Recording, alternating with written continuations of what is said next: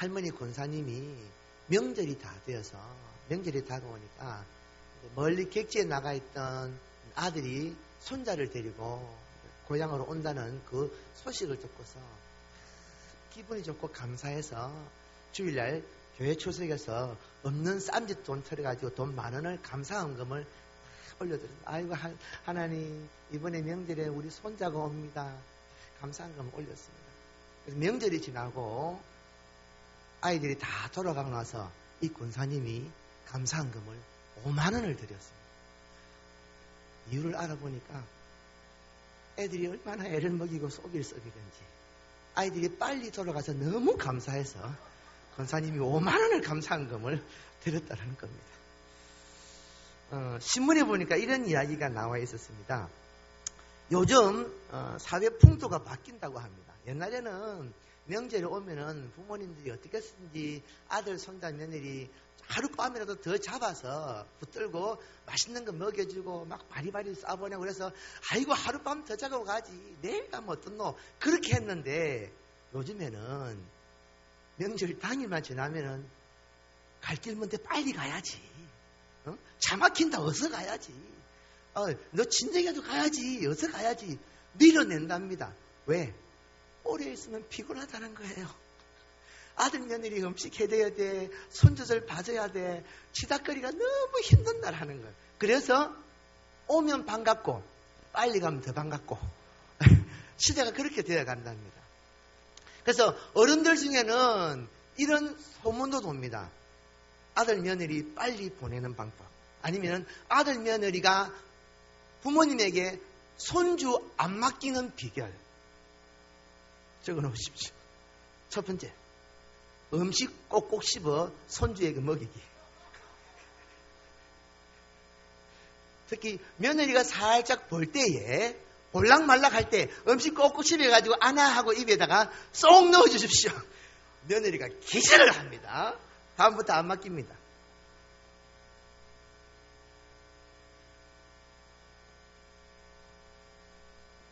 집에 쓰던 행주 있으시면 행주 가지고 아들, 손자 얼굴, 입 주변 싹싹 닦아주십시오. 깨끗하게 칼칼하게. 기절 초풍을 합니다.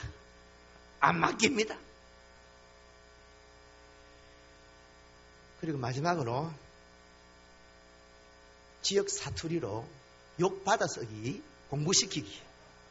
사투리로 욕을 받아쓰도록 이렇게 교육을 시키는 겁니다. 그러면은 다음 명절부터는 절대로 손주를 안 맡긴답니다. 혹시나 이번 명절 우리 아들, 딸이 빨리 가서 감사한 주일이 되었다. 혹시 그런 명절 보내지는 않으셨습니까? 오늘 본문의 말씀 통해서 성령의 인도하심이라는 제목으로 하나님 우리에게 주시는 말씀의 은혜를 같이 한번 나누어 보고자 합니다. 저는 개인적으로 명절이 굉장히 솔직히 좀 피곤합니다. 차라리 장작을 패는 게 낫지. 명절에는 정말 피곤합니다.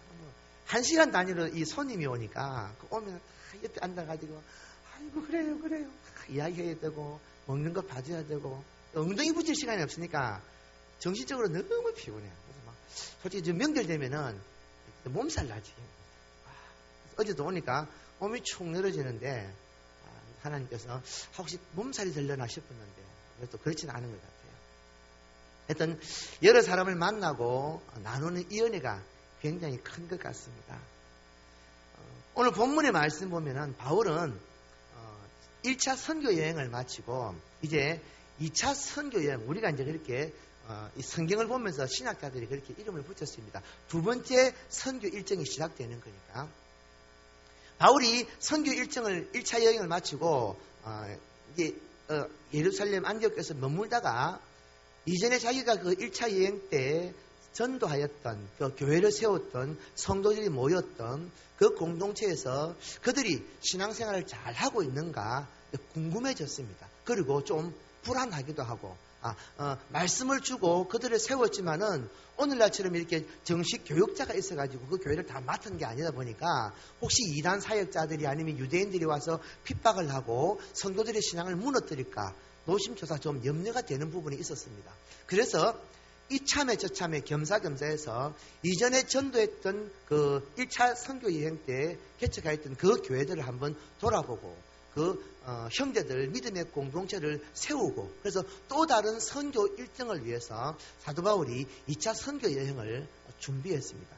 그런데 그 2차 선교 여행을 준비하는데 문제가 생겼습니다. 선교팀을 꾸리는데 물론 오늘날처럼 교회에서 이렇게 이 물질이나 그런 시스템을 딱 갖춘 선교팀은 아니었습니다. 바울과 또 이 바나바 두 사람이 주축이 되어서 나머지 일행들 몇 명과 함께 이렇게 선교 일정을 다니는 것입니다.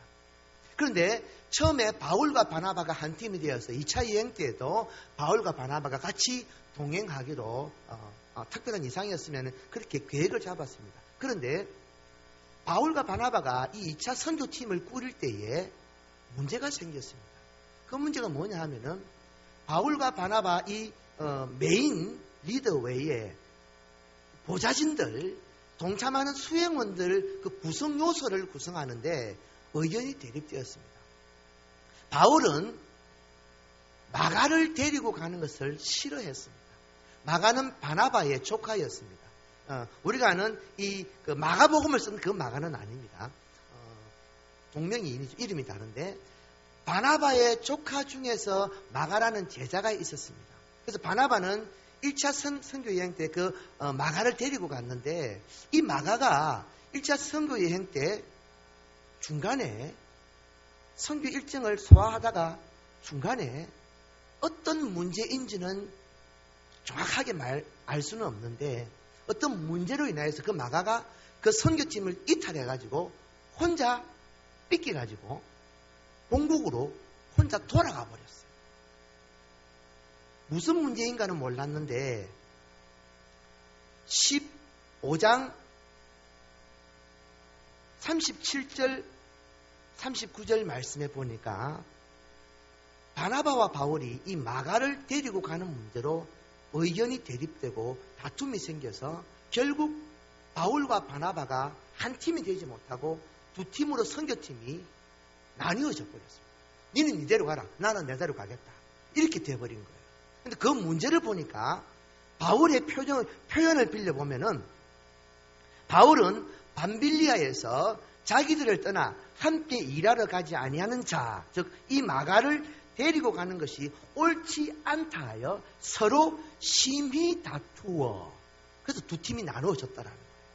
그래서 그 문제가 뭔지를 솔직히 정확하게 모릅니다. 그런데 바울의 이 표현을 빌려보면은 마가가 그 선교팀을 이탈한 것은 어떤 마가의 인간관계의 어떤 문제 아니면 마가의 어떤 실수 하여튼 그 팀에서 온전한 하나가 되지 못하게 만드는 무언가가 마가에게 있었다라는 것입니다. 어떤 질병의 문제든지 피치 못할 그런 사정의 문제든 같으면은 그렇지는 않았을 텐데 바울의 이 표현을 빌려보니까 자기들을 떠나 함께 일하러 가지 아니한 자라는 표현을 통해서 보면은 마가에게 그 팀과 어울리지 못하는 어떤 문제가 유발되어서 마가가 개인적으로 돌출 행동으로 그 팀을 이탈해버렸다라는 결론에 도달하게 됩니다.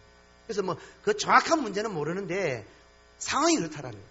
그래서 바울이 마가를 좀 괘씸하게 불신임하면서 저 사람 우리 팀에 못 데리고 가. 저런 성격의 사람이라면은 나와 함께 동력할 수 없어. 바울의 입장이 그렇다라는 거예요. 그런데 바나바는 이제 삼촌이니까 어쩐지 자기 가족 챙기는 건 아니지만은 아이고 그래도 옛날엔 그랬지만은 이제 좀 변했다. 그때 좀 많이 뉘우쳤다. 한번 더 데리고 가자. 계속 권유를 하는 거예요. 그래도 아무리 생각해도 바울의 입장에서는 저 사람 제가 안 변했어. 바나바는 자기 속하니까 사람이 변했다, 회개했다, 뉘우쳤다 하지만은 내가 보기에는 나가 아직 멀었어. 안 돼. 바울 자신도 이전에 핍박자에서 생명을 건 전도자로 바뀌었잖아요. 다른 사람의 과오를, 실수를 그가 온전히 제대로 변했다면 못 받아줄 성품이 아닌데 바울이 이토록 거부한다라는 것은 바울이 보기에 아직까지도 마가에게 뭔가가 문제점이 있더라라는 것입니다. 물론 나중에는 이제 이 마가가 진짜 제대로 변해서 사도 바울이 로마의 감옥에 갇혀서 그 감옥 생활을 할 때 마가가 와서 바울의 수종을 들어주는 헌신을 보이기도 합니다. 그때는 정말 변했는데 지금 이 상황에는 마가가 온전한 변화가 안 되었던 것 같아요. 그래서 바울은 마가를 데리고 가는 문제를 거부했던 거예요. 자, 선교팀이 새로 출발하는데 기도도 하고 금식도 하고 선교 일정도 준비하고 모든 것을 다 준비해서 가려고 하는데 선교팀 출발부터 삑사리가 나기 시작합니다. 팀이 쪼개졌습니다. 그래서 그동안에 좀 다툼이 있었지만은 팀이 나뉘어져서 바울은 선교 일정을 소화했습니다. 그래서 바울은 처음에 계획할 때 아시아 지역을 중심으로 선교하려고 마음을 먹었다라고 성경은 이야기합니다. 그런데 이 선교팀의 출발부터 좀 삐끄덕거리고 팀이 나누어지는 문제가 있었는데 오늘 우리가 읽었던 이 16장 6절 이하의 말씀 보면은 선교 현장에 가서도 왠지 이 바울의 선교팀에게 계속해서 문제가 생겼다. 그 문제는 이전에 있었던 마가와 같이 팀 내부의 어떤 문제로 선교팀이 하나가 되지 못해서 선교에 집중하지 못하게 만드는 그런 문제가 아니었습니다. 또는 유대인 반대 핍박자들이 아니면 이단 어떤 사상을 가진 거짓 교사들이 계속 바울의 이 사역에 방해하는 그런 원인도 아니었습니다. 이 원인은 바울이 계획하였던 이 아시아 지역 선교가 이상하게 계속 길이 막히는 거예요. 내가 오늘 사지동 지역을 가야 되겠다, 동네를 가야 되겠다 하는데 이상하게 그 지역에 못 가는 상황이 계속 만들어지는 거예요. 물론 우리가 알다시피 이 시대는 오늘날처럼 지하철이나 비행기 통신수단 이 모든 것들이 원활치 않습니다. 배도 단순한 돛담배 아니면 바람을 이어서 가는 그런 큰 배, 그게 전부입니다. 그러니까 자연현상이 아니면 기동이 불가능한 상황들입니다. 그런 속에서 일정을 잡았는데 그게 진행이 안 되는 거예요. 여러분 같으면 어떻게 생각하겠습니까? 동원교회가 전도하려고 지금 준비했는데 기도하고 각 남전도회, 여전도회 모든 교육부서마다 다 인원을 차출하고 우리가 뭘 준비해가지고 체계 있게 딱 준비해서 전도하러 나가자. 사지동 사거리 나갔는데 나간 날 비가 억수같이 갑자기 내려가지고 전도가 무산되어 버리고 오늘은 아닌가 보다 다음 날 또 하자. 또 갔는데 그날은 바람이 너무 불어가지고 밖에 서 있지도 못하고 또 안 된다 가자. 만일에 그런 식으로 뭔가 우리가 계획한 것들이 계속 진행이 안 된다면 여러분 같으면 어떤 마음이 들겠습니까? 아마 이렇게 말할 겁니다. 거봐, 내가 뭘 했어. 내가 그랬잖아. 누군가 아마 이런 이야기 하는 분이 나올 거예요. 별의별 생각을 다 할 겁니다. 우리 중에 무슨 죄가 있나? 우리가 뭘 잘못했지? 하나님은 뭘 원하실까? 여러 가지 이야기들이 나오겠죠. 자, 오늘 드리고 싶은 설교의 중요한 주제가 바로 여기입니다. 자, 우리가 믿음으로 행하는 교회 공동체에 하는 모든 일들은 우리 개개인의 이익을 위한 일이 아닙니다. 그렇죠? 우리가 뭔가를 섬긴다고 봉사한다고 그것이 내게 어떤 개인적인 이익이 되고 물질적으로나 삶의 실제적인 어떤 큰 이권이 있어서 우리가 섬기는 것은 아닙니다. 오히려 내 것을 더 쏟아붓고 또는 내가 그 일 때문에 내 시간도 물질도 손해보아야 하는 일도 생기는 것이 신앙에 섬기는 일들입니다. 그럼에도 불구하고 교회 공동체가 하는 모든 일들은 다 우리 영광 위에 아니고 본질적으로 살아계신 하나님을 기쁘시게 하는 하나님의 일을 하는 것이 모든 사역의 근간입니다. 아멘이십니까?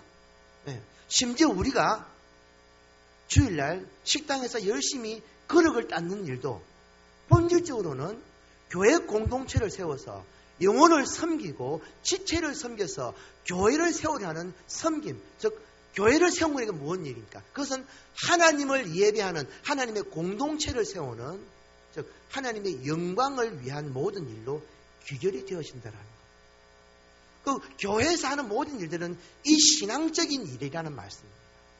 자, 그렇다면은 교회 공동체가 하는 모든 이 하나님의 영광을 위한 일에 기도하고 조직적으로 행정적으로 잘 준비하여서 시작했는데 그 일이 우리의 바라는 뜻대로 이루어지지 않는 상황을 어떻게 받아들이려 하는 이 문제입니다.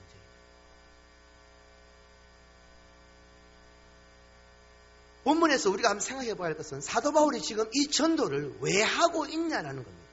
그 전도 열심히 해서 나중에 자기가 노년에 은퇴하면은 그 교회 하나 맡아서 혹시 내가 내 노후에 보낼 만한 교회가 있는가 그거 알아보려고 지금 전도하러 다닙니까? 아니었어요.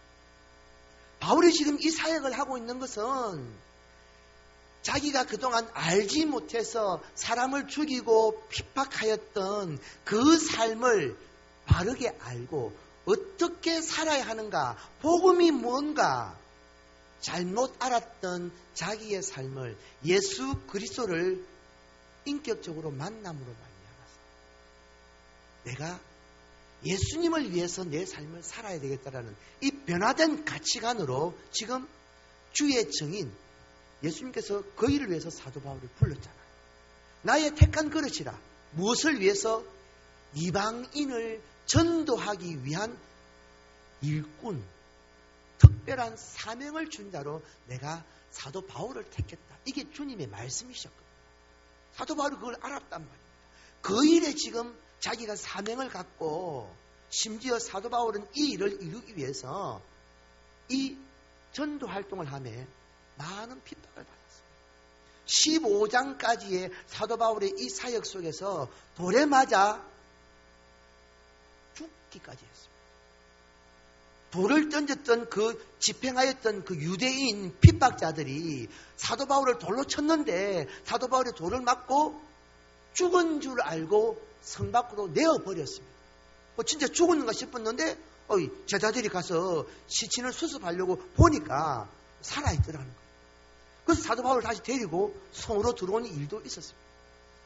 핍박받는 것은 말도 못했고요.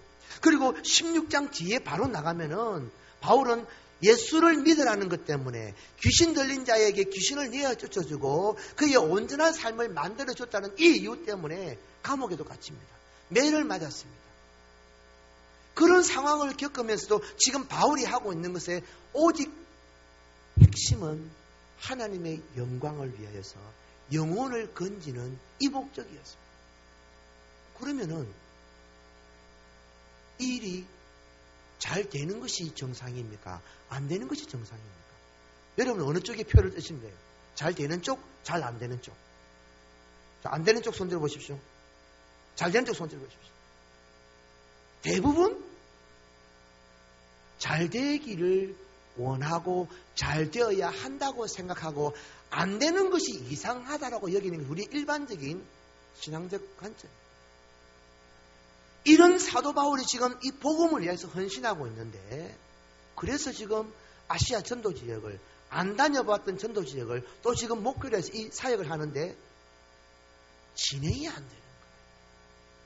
근데 오늘 성경에 보니까 이 전도가 지금 안 되게 하는 것이 하나님이라는 거예요. 성령님이라는 겁니다.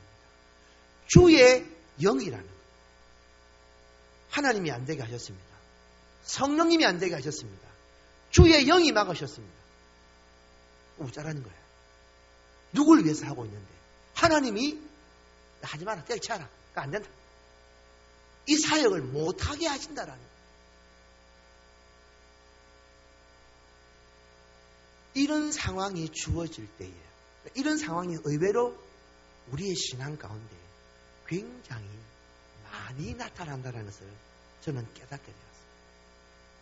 여러분, 이럴 때 우리가 어떤 관점으로 우리의 삶의 그 신앙의 문제를 풀어가야 하는가, 바라봐야 하는가를 한번 찾아보고자 합니다. 자, 그럴 때에 우리가 계획한 교회 공동체가 진행하는 그 모든 믿음의 선한 일의 목적은 자, 첫 번째로 우리는 하나님의 영광을 위하여서 합니다.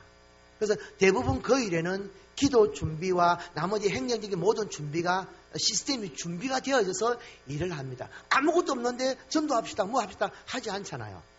청소를 하더라도 빗자루를 사고 쓰레받기를 사고 도구를 준비하고 청소를 하잖아요.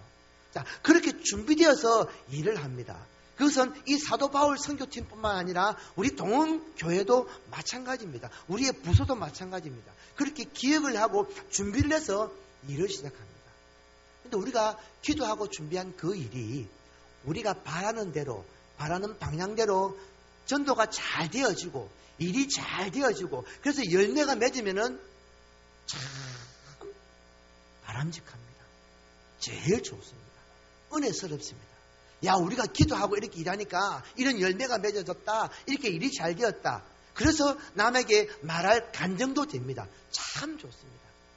그런데 성경을 보니까 하나님께서 역사하시는 방법이 전통적인 이 순리에 따라서 꼭 일하시는 것만은 아니라는 것입니다. 성령의, 우리가 첫 번째 생각해야 될 것이 성령의 인도하심이 두 가지로 나타난다. 크게 봐서 그렇습니다. 바로 그 첫 번째가 순탄한 방법. 우리가 원하는, 우리가 기획하고, 우리가 기도하고, 우리가 하나님의 은혜 가운데서 회의하면서 이거 어떻게 할까요? 머리를 맞대어서 방법을 찾아서 정리한 그 방법대로 하나님께서 이루어 주시는 일이 있습니다. 전도든지 교육이든지 무엇이든지 간에 하나님, 우리가 이 일을 이루기 원합니다. 우리에게 지혜 주시옵소서, 우리에게 방법을 알게 하여 주시고 이 일이 잘 이루어 주옵소서라고 우리가 기도하고 원할 때에 그대로 되어지는 하나님의 은혜가 있습니다. 할 수만 있으면 이런 은혜가 우리 동원교회 모든 주의 백성들 삶 가운데 충만해지길 주의 이름을 축원드립니다. 근데 문제는 우리가 원하는 이 방법대로 순적히 일이 되어지면 좋은데 안 그런 경우가, 그렇지 않은 성령의 인도하심이 있다라는 거예요. 이게 두 번째 성령의 인도하심입니다. 첫 번째 성령의 인도하심은 뭐라고요? 순적한 방법. 우리가 원하는 대로 기도하던 대로 일이 이루어지는 방법. 하나님께서 그렇게 이루시는 방법이 있고, 두 번째는 오늘 본문의 말씀대로 우리의 뜻이 아닌 하나님의 방법대로 이루시는 역사가 있더라.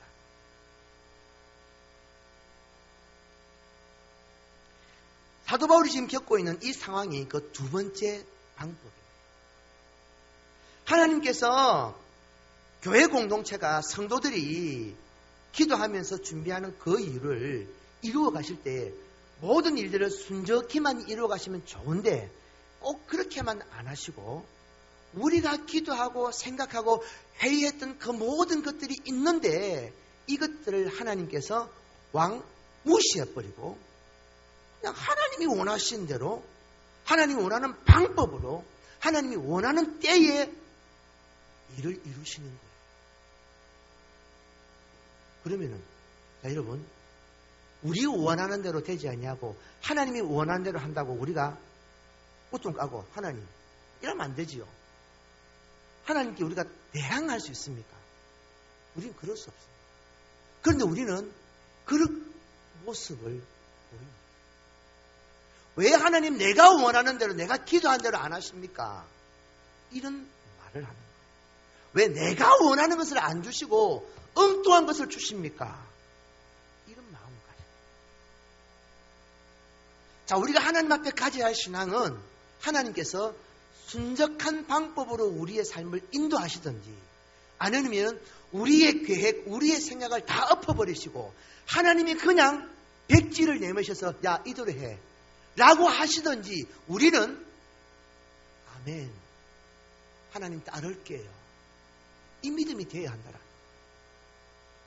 그런데 그럴 때에 대부분 우리의 생각이, 우리의 고집이 꺾어지지 않아요. 자, 교회 공동체가 일을 합니다. 프로그램을 기획하고 행사를 준비하고 거기에 필요한 재정 막 준비를 해놓았습니다. 5천만 원짜리 큰 전도 행사 한번 준비해 볼까요? 강사 준비해놨습니다. 당일날 이벤트 준비 다 했습니다. 부페 준비 다 해놨습니다. 예약 다 해놨습니다. 성금 다 걸었습니다. 기대히 당일날 하면 됩니다. 하나님께서 그 행사를 중간에 콱 막으시면 5천만 원 그냥 일단 하든 안 하든 날아갑니다. 그럼 어떻게 해요, 우리는?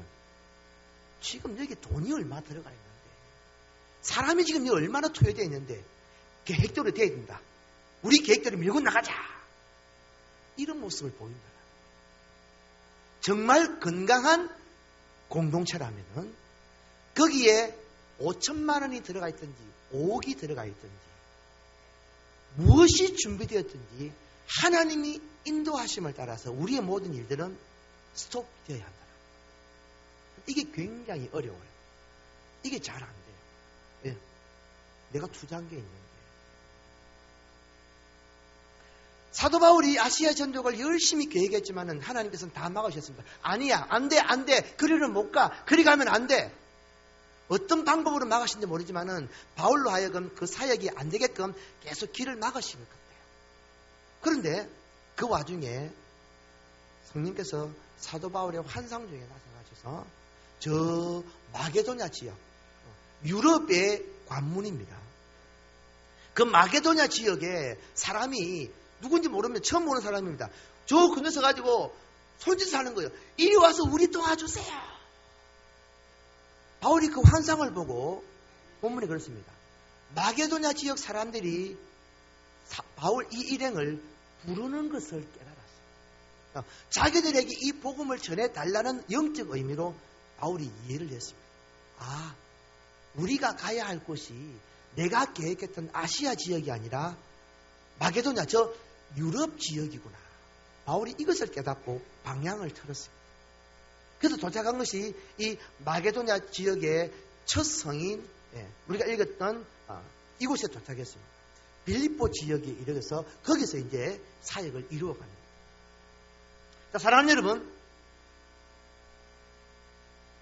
하나님께서 우리의 삶을, 우리의 공동체의 모든 믿음의 일들을 이루어 가실 때에 이 두 번째 일은요, 우리의 생각, 우리의 방법이 아니라 하나님의 인도와 하나님의 절대적인 주권적인 역사로 이끌어가는 방법이라는 것입니다.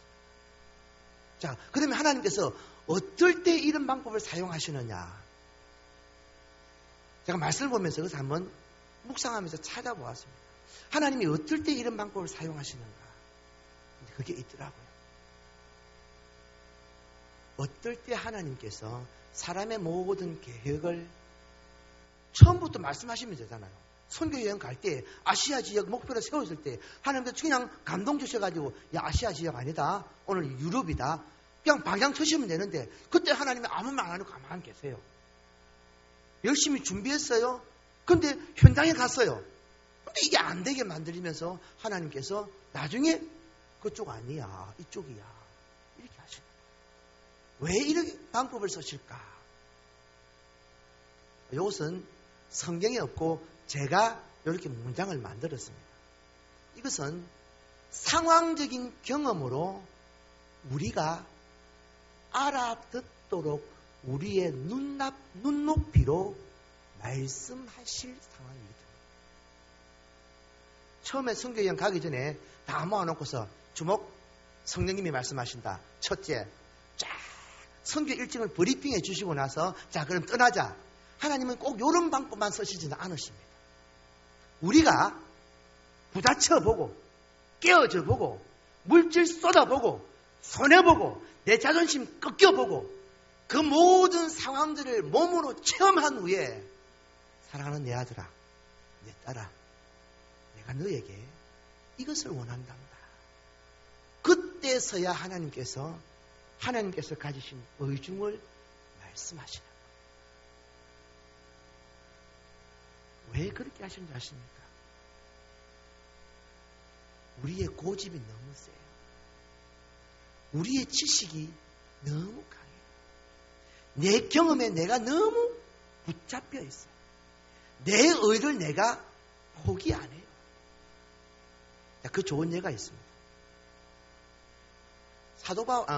베드로가 초대교회 성령이 임한 이후에 전도에 강한 불이 붙게 되었는데 그때까지만 해도 전도는 유대인들에게, 이방인들은 지옥에 뗄까?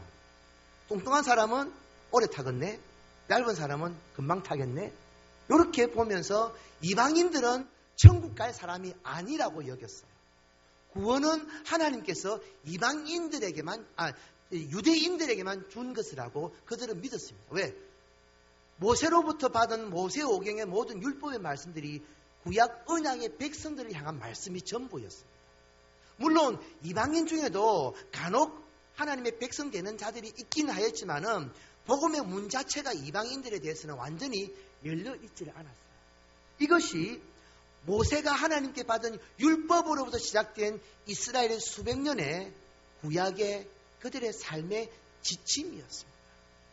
예수님이 십자가에 못 박히시고 부활하고 성천하신 이후에 성령이 강림하셔서 그들의 마음을 충만한 은혜가 주신 이때까지도 이들은 여전히 구원은 우리들에게, 지옥은 너희들에게, 요 이분적 가치관이 유대인들의 생각이었습니다. 하나님께서는 이방인을 위하여서 이 복음이 열려져야 한다는 것을 제자들에게, 성도들에게 알려주시기 원했습니다. 네, 여러분, 모든 유대인들을 한 곳에 다 모아놓고서 하나님께서 주목, 율법 다 폐한다? 이제부터는 새롭게 한다. 이렇게 하실 수가 없잖아요. 그러면은 우리가 상식적으로 알다시피 유대인들이 구약 율법에 관해서 얼마나 철저한 백성들입니다. 우리로는 문화가 달라서 우리는 그들의 신앙적인 이 성격적 원리에 신앙으로 살아가는 그들의 가치관을 솔직히 우리는 잘 모릅니다. 이 문화 자체가 다른 거예요. 유대인들은 철저한 하나님의 선민이었습니다. 그들이 물론 구약 역사에 이방신을 섬기면서 하나님의 진노를 사기도 했지만은 본질은 여전히 그들 속에는 여호와 하나님의 인친 백성이었습니다. 그런 그들이 자기들의 모든 신앙의 근간이 되는 이 구약 율법, 이 말씀, 그들이 얼마나 말씀을 지키기에 철저했냐면은 그래서 바리새인 서기관 제사장들은 그 말씀을 연구해서 모세가 하나님께 받은 그 계명을 쪼개고 나누어서 성도들이 일상 가운데 지켜야 할 항목들로 수백 가지를 만들었습니다. 10계명을 가지고 수천 가지의 삶의 기준들을 만들었습니다. 안식일을 지켜라. 어떻게 지킬 것이냐? 집에서 몇 킬로 이상 떨어진 곳으로 걸어 나가면은 그건 여행한 것이다. 안식일 어긴 것이다. 땅. 일하지 마라. 안식일에 일하면 안 된다. 그럼 일은 출근해야 되느냐? 아니다. 이 당시에는 농사 짓는 일이었으니까. 그러면은 밭에 나가 농사는 안 지어도 농사 지을 때 10kg 이상 손에 들면은 이거는 일한 것으로 간주한다. 안식일 어겼다. 이런 식으로 그 10계명에 나와 있는 조항들을 세세히 쪼개어서 하나님의 말씀을 지키는 법으로 만들었어요. 그러니까 얼마나 이들이 이 율법의 말씀을 철저하게 지키려고 했는가 우리는 상상도 할 수 없는 사람들입니다. 그런 그들이 얘들아 구약은 다 지나갔단다. 이제 새 언약 시대란다. 이방인들에게도 이 복음을 전해주렴. 이스라엘 백성들이 오 할렐루야 하나님 이방인들에도 복음의 문을 여셨군요. 전도하겠습니다. 안 한다라는 거예요. 왜? 조상 대대로 그렇게 굳어진 이 신앙의 율법적 가치관이 안 깨어진다. 하나님은 그걸 아마 보셨던 것 같아요. 물론 이것도 성경에 그렇다고는 기록되어 있지 않고 제가 보니까 저는 그렇게 이해가 되어 있었어요. 그러면은 그 이스라엘 백성들이 가졌던 그 율법적 가치관을 깨뜨릴 방법이 무엇이 있겠는가? 하나님께서 베드로에게 환상을 보여주셨어요. 하늘에서 내 보자기에 줄이 달려가지고 하늘에서 쫙 엘리베이터 타고 내려옵니다. 그 보자기 안에 보니까 땅에 기는 것, 이상한 벌레가 다 있습니다. 제 생각에는 아마 그 속에 바퀴벌레도 있었던 것 같아요. 그러니까 막 보니까 막 끔찍스러운 것 같아. 베드로가 하늘에서 들린 음성이 베드로야 잡아 먹어라. 베드로가 그 보니까 하나님이 말씀하시는데 어지간하면은 먹는 신용이라고 할 텐데 딱 하는 이야기가 주여 나는 이 속된 것을 먹지 아니하나이다. 단번에 반박합니다. 하나님께 용감하죠. 우리 같으면 이 소심해가지고 우물쭈물 이거 아니면은 뭐 바퀴벌레 거머리 어떤 게 좋은가 지적거리고 있을 텐데 베드로는 딱 잘라서 못합니다 하나님. 내가 언제 이런 거 속된 거 먹었습니까? 딱 단칼에 그거. 하나님께서 말씀합니다. 내가 깨끗하다 한 걸 네가 왜 속되었다고 하느냐? 3번 그 환상이 보여줘요. 보자기가 다시 먹고 싶으면 차 앞이라 올라갑니다. 그때 베드로가 고넬료가 보낸 경건한 종이 와서 똑똑똑 노크를 하고 고넬료의 그 초대를 들으면서 베드로가 이 환상에 대한 하나님의 의도를 깨닫게 되었어요. 그래서 고넬료 집에 가봅니다. 가보니까 고넬료와 그 이방인, 그 백부장의 온 집안이 다 사람들이 경건하여서 하나님의 은혜를 사모하는 마음이 준비가 되어 있는 거예요. 유대인들은 안 되어 있는데 이 이방인은 준비가 되어 있는 거예요. 그래서 그때까지는 이방인들 집에 유대인들이 이방인 집에 찾아가가지고 함께 밥을 먹고 기도하고 기도 제목이 무엇입니까? 공동체도 지체도 사랑을 나누고 이거 했다가는요 한마디로 유대 사회에서 쫓겨나는 거예요. 이단 취급받는 거예요. 베드로가 이 일을 겪으면서 고넬료 집에 초청되어 가서 그 집에 가서 복음을 전하고 그리고 베드로가 안수기도 해주니까 자기가 받았던 그 성령의 충만한 은혜가 고넬료 집안 사람들에게 다 임하는 거예요. 그것을 베드로가 경험하였어요. 그리고 나서 베드로가 예루살렘 교회에 와서 이 사실을 보고 이제 하나님께서 우리 유대인들에게만 구원을 주시는 것이 아니라 저 이방인들에게도 이 지금 구원의 문을 열려고 하시는 것 같다. 이 사실을 이야기하니까 제자들이 이게 진짠가? 이게 정말인가? 성경에 보면은 와 하나님께서 이 놀라운 일을 하시구나 격한 반응이 없이 제자들이 침묵하였어요. 그 말은 상황적 분위기로 뭔 뚱딴지 같은 소리고 어째서 이방인을 구원한단 말이고 아마도 제자들의 마음이 이랬던 것 같아요. 이방인에 대한 전도, 하나님께서 그들을 구원하기 위한 이 사랑의 은혜를 열어놓았다라는 것을 유대인들은 인정을 안 한다라는 거예요. 사도 바울도 마찬가지였어요. 이방인을 위한 택한 그릇이라고 그러지만은 하나님께서 어떻게 그 이방인을 건질지에 대해서는 본인도 몰랐습니다. 그래서 바울이 가졌던 선교에게 아시아 지역에서 복음을 전하며 하나님의 그 사랑을 많은 사람들로 하여금 알고 회개하고 하나님 백성 삼으려는 이 사도 바울의 계획을 하나님께서는 더 큰 계획으로 준비하셨습니다. 그것이 바로 유럽 지역. 이 당시 유럽은 세계를 제패했던 로마 제국이 그 유럽의 중심에 있었습니다. 그 로마를 통해서 이 유럽을 복음화시킴으로 말미암아서 사도 바울은 아시아 지역에 복음을 전하려 했지만은 하나님께서는 야 언제 그 삽 가지고 퍼가지고 언제 그 변화시키겠노? 이리 와봐라. 포크레인 준비되어 있다. 그래서 유럽 지역 첫 성인 이 마게도냐 지역의 빌립보 성으로 바울 일행을 인도했습니다.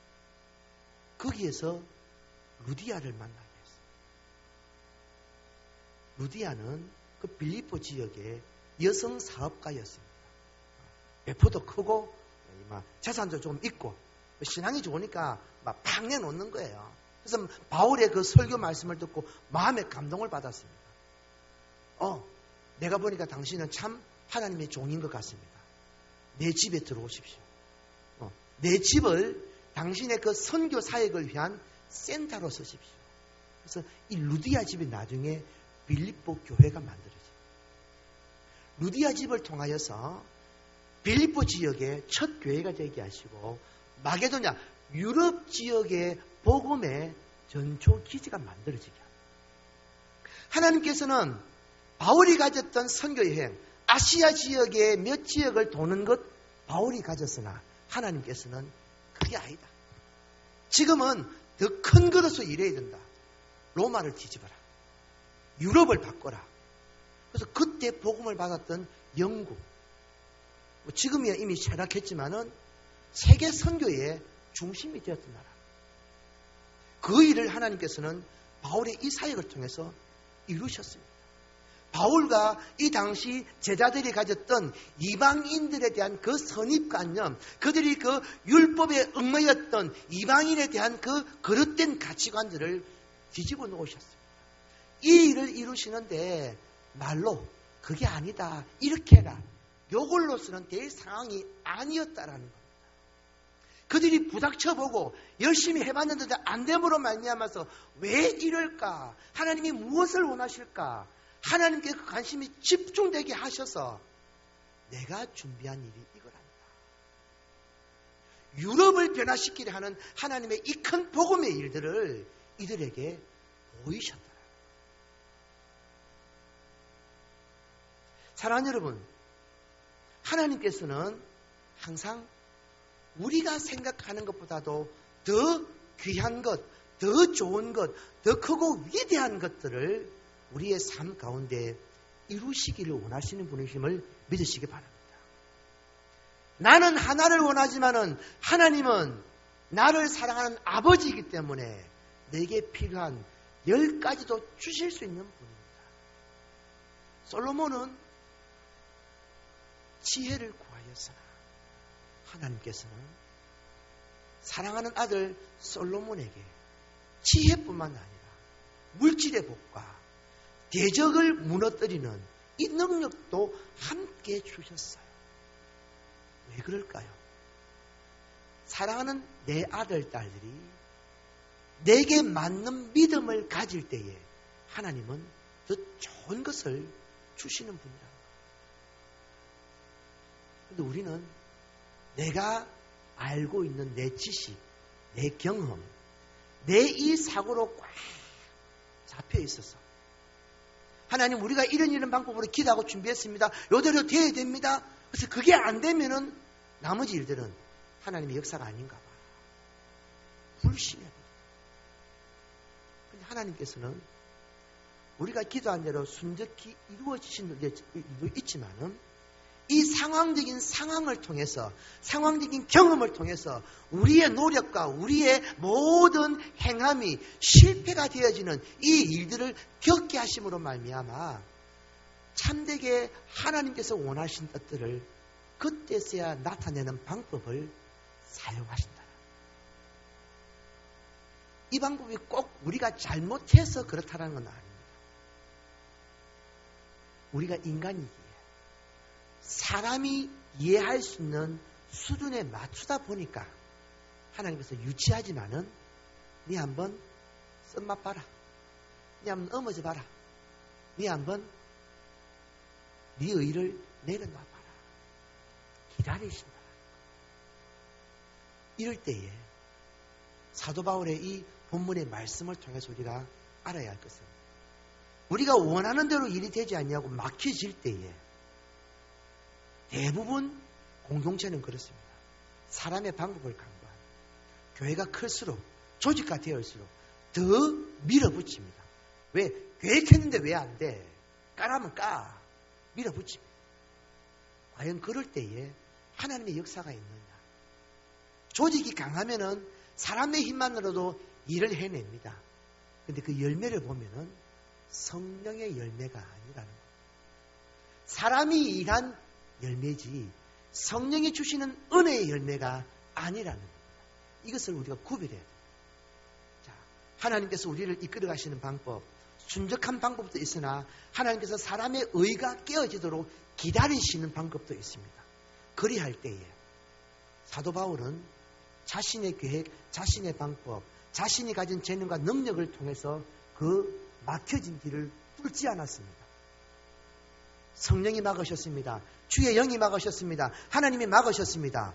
사도 바울은 계속 그 하나님이 막으시는 원인, 하나님이 무엇을 인도하시는가를 계속 구했다라는 게 본문의 뉘앙스입니다. 그래서 마게도냐의 그 환상이 보여질 때에 아하! 하나님이 저걸 원하시는구나. 찾았다.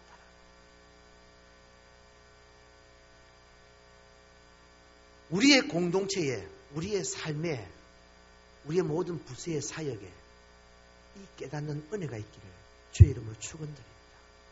할 수만 있으면은 우리가 기도하고 준비된 대로 일이 잘 되면 더 좋겠죠.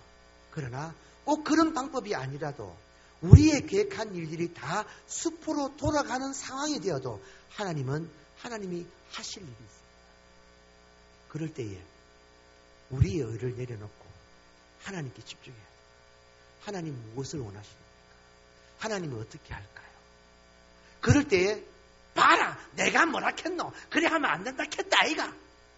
서로 지체를 비난하고 누군가에 대해서 정죄하며 내 의를 드러내는 것이 아니라 그럴 때 더 손 모아서 우리가 무엇을 잃어버렸는가? 우리가 어디에서 방향을 잘못 잡았는가? 하나님께 한번 더 집중해서 찾아보자. 이런 신앙의 모습을 가진 공동체가 하나님이 더 기뻐하는, 더 건강한 공동체라는 이런 방법이든지 저런 방법이든지 성령님은 하나님의 뜻을 이룹니다. 그러나 성령의 이 인도하심을 따라서 그 일이 되어질 때에 놀라운 역사가 나타납니다. 사도 바울은 아시아 몇 개 지역만 대상으로 삼았습니다.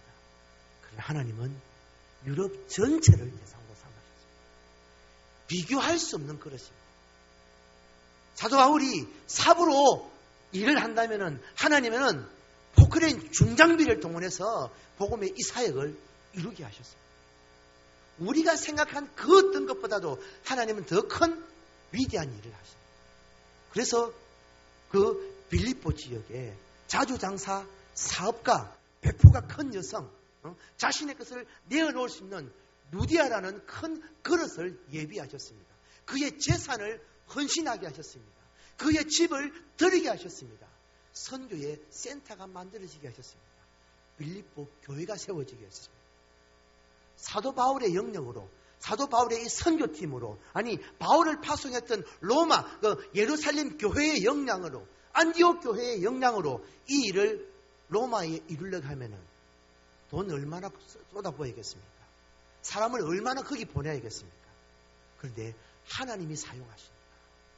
똑같은 준비임에도 불구하고 하나님이 사용하시니까 바울이, 사람이, 교회가 계획했던 것보다도 10배, 20배, 100배, 1000배 더 큰 위대한 일들을 하나님께서 나타내시더라는 것입니다.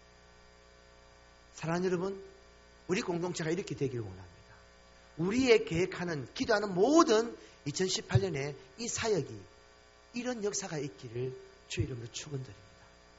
그리하기 위해서 우리가 가진 고정관념, 경험, 지식, 우리 동원교회는 원래 이랬었어. 우리 교회는 이런 거 안 돼. 우리는 이런 거 안 해봤어. 이전의 생각들 내려놓으십시오. 포기하십시오. 내 의를 다 내어버리십시오. 그래서 하나님이 이끌어 가시는 방법, 우리가 익숙하지 아니하는 방법이라도 하나님은 일을 하십니다. 내가 낯설어서 그렇지. 그래서 하나님께서는 내가 실패하게 되고 내가 뜻하는 것이 이루어지지 않게 하여서 스스로 우리의 의지로 이것은 아닌가 보다 깨닫게 하시기를 원합니다. 그것은 우리의 수준에 맞추어야 하는 하나님의 안타까움입니다. 우리의 머리와 하나님의 지혜가 어떻게 같을 수 있습니까? 그러니까 돌머리인 우리에게 맞춰서 우리가 인지되도록, 우리가 이해가 되어야 되도록, 내 의가, 내 경험과 내 지식이 포기가 되어지도록 하나님께서는 기다리시는 거예요. 어떻게 답답해도 어린 아이들 보면 어때요? 어른들이 보기에는 자와 저걸 저렇게 하지 눈에 뻔히 보이는데 속에 천불이 납니다. 그래 하지 마라. 여기서 막 이야기를 합니다. 애들이 말을 듣나요? 안 들어요. 어떻게 해요? 지 고집대로 하지요. 뻔한 일인데 지 고집대로 해요. 그럼 어떻게 해요? 나중에 안 되고 나면 그 봐라 내가 안 하더나 와 그래 안 하노. 우리 어른들 그러잖아요. 그 말 필요 없습니다. 지가 당해봐야 합니다. 대봐야 합니다. 그래서 공부해라 말 듣고 공부하면 다행이고 공부 안 합니다. 제가 20살만 넘어보면은 내 인생이 왜 이럴까 후회합니다. 그래도 될 인간은 20살 때라도 지금이라도 내가 늦지 않았어 공부해야 되겠다 내 인생 준비해야 되겠다 시작합니다. 깨닫기만 하면 돼요. 하나님이 일하심이 그렇습니다. 우리가 깨달아 알도록 더디 일하세요. 하나님이 얼마나 답답하실까요? 우리가 다 믿음이 있어서 영이 깨어 있어서 그것 아니야 이렇게 해야 돼 말씀만 하시면은 다 순종한다면은 하나님께서는 무식한 방법 안 쓰십니다. 근데 우리가 못 깨달아요. 우리의 일을 안 내려놓아요. 포기 안 해요. 고집이 얼마나 센데요. 그래서 참 하나님께서 답답하지만은 우리의 수준에 맞춰서 무식한 방법 쓰십니다. 네 해봐라 되는가? 거기 가서 일해보고 안 되어서 이게 뭔가요? 왜 이럴까요? 절규할 때 하나님께서 그때 일하십니다. 이것도 하나님의 일하심의 한 방법이라. 성령께서 인도하심의 방법이라. 그렇다고 순적히 일하는 방법만 은혜스럽고 순적히 일하지 않냐고 이런 상황을 만들어서 일하시면 은혜 안스럽습니까? 아닙니다. 어떤 일을 하시든지 우리는 하나님의 은혜입니다라고 고백하는 삶이 돼요. 그래서 우리의 모든 고백이 하나님이 일하시옵소서, 하나님 말씀하시옵소서, 하나님이 이끌어 주옵소서. 그 하나님의 인도하심 앞에 우리의 모든 주권을 내어드려서 순종하고 일하면은 우리가 아무리 팀이 좋고 조직이 좋아서 나름대로 멋지게 준비해도요 하나님이 한 방에 훅 일하시는 것하고는 비교할 수 없는 일입니다.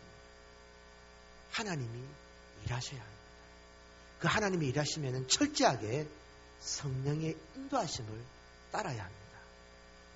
공동체에, 내 가정에, 우리 부서와 우리 구역과 우리의 모든 사역 속에 이 하나님의 인도하심을 잘 분별하여 주의 뜻을 이루는 복된 은혜 있기를 주의 이름으로 축원드립니다.